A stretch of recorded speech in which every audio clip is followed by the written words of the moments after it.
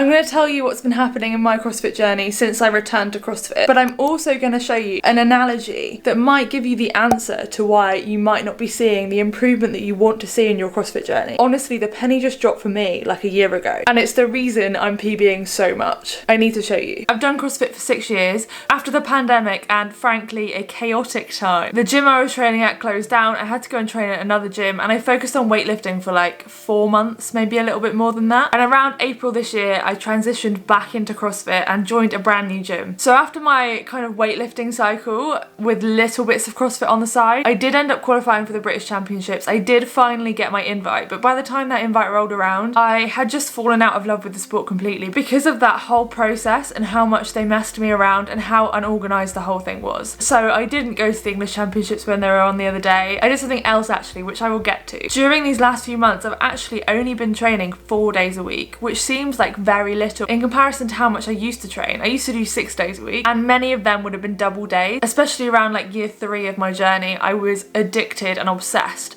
but my performance wasn't getting any better. But on 4 days a week, I have PB'd most of my lifts. I PB'd my strict press, and only yesterday I pressed 45 kilos for 4 reps, and my 1 rep max is 50 kilos. So that seems a bit ridiculous. I ended up cleaning 110 kilos, which is a weight I never expected to be able to clean. I snatched 75 kilos, which again is a weight I never expected to be able to snatch. I deadlifted 160 kilos for 3 reps. My all-time best on deadlift is 172 kilos, and I have a feeling that might have gone up. And I will add, a lot of the like haters on YouTube have been saying, oh, the reason you're PBing is because you gained weight. No, during this time where I've been PBing, I've actually been in a deficit, and I gained the weight a couple of years ago, so that doesn't really translate. The difference that's happened is my training and my hard work into my training, and it just being more efficient. So that 4 days a week is working way better for me than the 5 days a week that I was trying to do a couple of years previously. On top of the ridiculous amount of PBs, I'm also lifting very close to my 1RMs in complexes. So the other day we did a clean pull, a low hang clean, and a power clean at 95 kilos. Oh, and I PB'd my power clean at 100 kilos. I never expected to get a triple digit power clean, but it suddenly happened. So yeah, all of my weightlifting is going up, but not only that, all of my other stuff is increasing a lot. I've been working on my gymnastics. I actually ended up getting butterfly pull-ups back,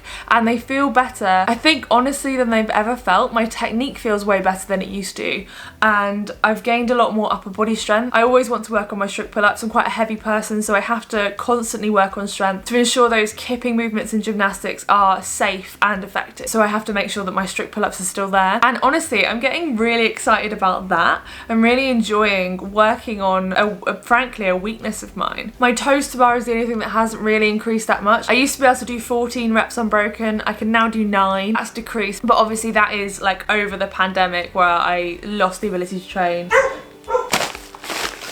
It just got interrupted. It looks like Whoop have sent me a load of straps, which is really exciting. I'll open them in a bit. So back to what I was saying. Not only have my gymnastics improved, doing 4 days a week, putting all my energy and effort into those 4 days, but my cardio is honestly, I mean, my cardio on machines is better than it's ever been. And I know body weight can have a factor in cardio on machines. It makes it slightly easier if you're heavier because you've got more weight to pull with. And my rowing technique's always been quite good because I used to do like gig rowing, but I'm seeing paces on the rower and the bike and the ski erg that I've never seen before. So what I was doing on the day when the English Championships was on is I was actually completing a qualifier for Strength in Depth Origins, which we are hoping to qualify for as a team with my gym. So it's a 12-person competition. You do 3 qualifiers. For this one we had to row 3k and then go for a heavy snatch. On the rower I ended up pulling a 125 pace. No, a 124 pace. And that is, I've never seen that. And I was holding that as well for like half of a 250, maybe like 150 meters, and then it dropped down to like a 130, which is still like ridiculous. I never used to be able to do that. Not consistently. I don't know where that's come from, but I'm guessing it's just consistent training and like allowing my body to recover properly and monitoring that recovery, looking after myself better maybe. Lots of us can get caught up with trying to do all of the things all of the time, training 6 days a week, and often that is not helpful for our goals. And I think what I'm really experiencing here, through reducing my training, my body is responding a lot better. I think I can explain this better. So we're going with books. This guy, he doesn't like me. And tell me without telling me that you went on SAS Who Dares Wins and tried to read up on every single DS before you went on it.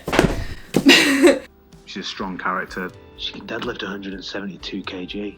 That's not going to get you through this course, I'm afraid. It did help, to be fair. I knew about the water bottle because I read his book. These represent the energy you want to put into training. And for a lot of us, we put some energy into pull-ups, some energy into getting our squat stronger, some energy into improving our toes to bar, some energy into our Olympic weightlifting, some energy into our cardio. I'm going to leave him out. We're spread quite thin. We're laying one single brick of a million houses. We're not really improving massively in any area because we're spreading ourselves so thin. We're trying to do all of the things all of the time and nothing is really improving. But say we decide to focus on our squat strength, because our squat strength is a foundation for Olympic weightlifting, for just general strength. It improves your cardio because the bottom portion of, say, a row is a push movement. It's basically a squat, deadlift, Olympic weightlifting movement pattern. So squat strength is a great place to focus your attention. We focus on squats, we focus on squats, we focus on squats, we focus on squats, we focus on squats. And now we've built up a massive foundation of working on our squat strength for 12 weeks. We could do longer, we could do 6 months if you wanted to, and you would have a bloody strong squat. And then after you've done that, by moving on to something else, say your pull-ups, you're not then going to lose this strength because you've worked so hard to build it and you're still doing CrossFit classes. But by spending your extra energy and focusing it in one area, built it up. Any more books? This will transfer over to your Olympic weightlifting. So whilst you've been building this has grown as well without you really having to try to work on it. Then say you give up on your squat cycle for a bit, you focus on your Olympic weightlifting in general, keep doing that. You're laying more bricks on the same house. And then your Olympic weightlifting increases and you can barely see me anymore. You keep these levels because you're still doing CrossFit. And then we move on. You focus in all of that energy on squatting and Olympic weightlifting, say for 6 months. And now you want to work on your gymnastics. So you start focusing on your gymnastics again and again. And because you're not spreading yourself thinly, these all keep building up. You end up leveling up your performance over time rather than spreading yourself super thinly and barely progressing. I hope that made sense. I think I realised I never opened the Whoop stuff. I'm not sponsored by Whoop. I just use them as my recovery tool. I do have a link though that gets you a discount, but this video isn't sponsored. They literally just sent me these. I commented on one of the sage green ones and that's totally my colour. So, but they've sent me 3 and there was definitely only 2. So I don't know what the third one's gonna be. Ooh, pale blue colour. Oh my God. It's like rainbow. I'm wearing that one. I'm wearing that one immediately. I don't think this one is gonna beat it. I don't think it is, but it looks like the Buttery Bros. I mean, it's cool. It's cool, but my mind was pre-blown by this one. But that's the one that I commented on, oh, it's so nice. That's exactly my color. I've got sage green walls in my bedroom. It's a calm green, but then this is the one I'm gonna wear. I feel I've just got a better, healthier, more balanced relationship with training now. If you do want to focus on one specific area, say pull-ups or your squat strength, I've got add-on programs that will fit around your CrossFit classes so that you can work on something for say the next 12 weeks or longer if you want to, and really focus in on one movement. And then once you're happy with the amount of strength you've increased in something like your legs that is transferable into lots of other movements, then you can move on to something else, say your pull-ups. If you're interested in getting onto any of my programs, I'll leave the link in the description. They are specifically made for heavy girls like me, especially when we struggle with stuff like pull-ups. We need to build a little bit more strength if you are slightly heavier. You absolutely do not need to lose weight. Which brings me on to body image. Over the last couple of months, my body image has honestly improved. I think for me, I manage my mental health issues with CrossFit and I need that high intensity. And I feel over the period of time where I was doing mostly Olympic weightlifting, my mental health started to suffer a little bit. And along with that, I started to struggle more with my body image. And I noticed this in the clothes that I was wearing. I was covering my body up more and more. More recently, I have just started to wear whatever I want. It got really hot over the summer and I just wore the shorts, wore whatever I wanted to the gym. And honestly, I felt good. I lost a lot of weight at the start of my CrossFit journey, so I have been bigger than I am now, but since the weight loss, this is the biggest I've ever been. I don't feel bad about my weight at all. I'm not struggling with any of those body image issues most of the time. Obviously, we all have our off days. And at the moment, I'm experiencing experiencing a lot of hate. On YouTube, if you go into my shorts, all of my comments are full of fat phobia, trolling based on my body, stuff I don't really experience on Instagram and TikTok. It showed me how resilient I am, because all of those voices, those people saying horrible things about my body, they're just like my ED voice from back when I was struggling. Because I got, I think, so good at not listening to that voice in my own head, it's made it easier for me to deal with all these hate comments, which is a good thing. Over on my Instagram page, I've been doing these little wins. So on 30 like non-consecutive days, I've been plucking out little wins, and it's mostly on training days and some non-training days. And this has been so helpful for me.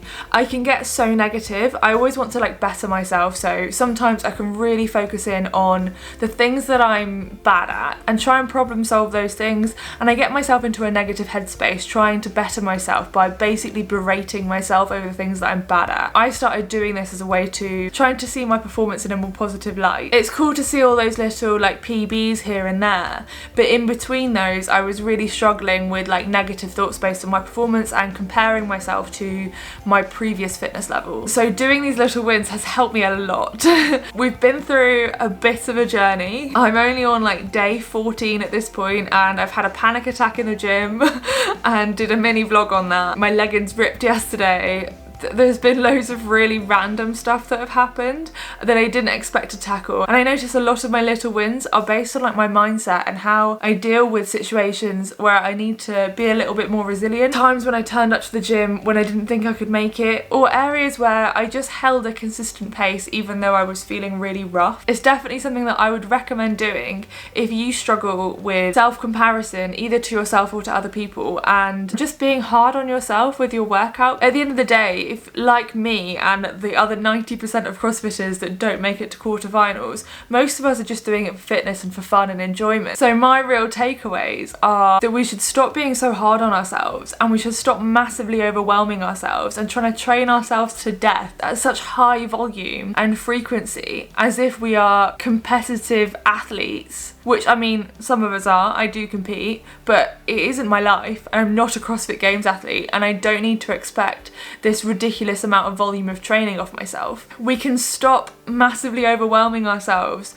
trying to be the best possible versions of ourselves and the best athlete we can possibly be all of the time. It's fun to go full send sometimes and to compete in competitions and do these qualifiers like my strength and depth qualifiers, but we don't need to be like that every second of the day, and it's okay to sack CrossFit off sometimes and just go for a walk or to take your training volume down a little bit. So the future for me, I think, I tend to like hyper focus, like I was saying, on a specific goal within CrossFit, and it has been weightlifting, but I'm at the point now where I don't massively care about increasing my weightlifting anymore. I really enjoyed it, but no real part of me has a massive ambition to clean and jerk 120 or snatch like 80 or 90 kilos. I feel like I'm just moving away from that, and I'm not particularly interested in it as much as I was. Obviously it's still going to be part of my training, but I'm just not as keen for the aspect of training. What I really do want to improve on though is my gymnastics, and I'm really enjoying the process of trying to work on it, and I'm also enjoying improving my cardio and just feeling generally fitter and healthier, and also like light on my feet, and I want to be able to run. If strength and depth is coming up and we do qualify, there's normally like a 4K run, and I've got that going around in my head that I don't want it to feel as bad as it felt last year. There is a vlog on that on my channel somewhere. So those are my goals coming up. Let me know in the comments below what your goals are with training for this next few months. Is there any way you feel like you're gonna alter the way you approach training? If you enjoyed this video, please do fist bump that like button. If you want to watch my full 6-year journey of CrossFit, then watch this video here next. Thank you for watching. I'll see you next time. Bye.